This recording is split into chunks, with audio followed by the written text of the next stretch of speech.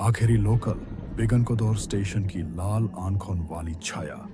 कोहरा घना था और चांद बादलों के पीछे छुपा हुआ। 7 दिसंबर की रात थी। बेगनकोदर रेलवे स्टेशन पर हर सांस सुनाई दे रही थी, क्योंकि कोई और आवाज थी ही नहीं। स्टेशन मास्टर रंजन बाबू रोज की तरह केबिन में बैठे थे। वो जानते थे 2:15 की लोकल ट्रेन अक्सर टाइम पर आती है, लेकिन आज अजीब सा सन्नाटा था और छत से कुछ टपकने की आवाज आ रही थी। उन्हें लगा पानी होगा, लेकिन जब ऊपर देखा, छत से लहू टपक रहा था। एक चेहरा, पर धड़कन रुक जाए। बाहर निकलते ही उनकी आंखें जम गईं। प्लेटफॉर्म नंबर 1 की बेंच पर एक औरत बैठी थी, सफेद साड़ी में, सिर झुका हुआ, बाल गीले जैसे अभी अभी किसी ने नहाकर बाहर फेंक दिया हो। रंजन बाबू ने आवाज दी, मैडम, आप इतनी रात को यहाँ? वो औरत धीरे धीरे उठी और जैसे ही उसने चेहरा घुमाया, उसकी आंखें खून से लाल थीं। न पलकें झपकती थीं, न चेहरा हिलता, बस वो घूर रही थी एक अतक रंजन बाबू को। और फिर स्टेशन की सारी लाइटें एक साथ बंद हो गईं। सिर्फ एक बल्ब जल रहा था, वही जहां वो औरत खड़ी थी। ट्रेन की सीटी और पटरी पर लाश।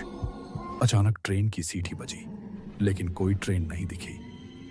उन्हें अपनी आंखों पर यकीन नहीं हुआ। बिना इंजन, बिना डिब्बों की एक धुंधली ट्रेन हवा में तैरती हुई प्लेटफॉर्म पर गुजर रही थी, और उस पार वही औरत अब पटरी पर खड़ी थी।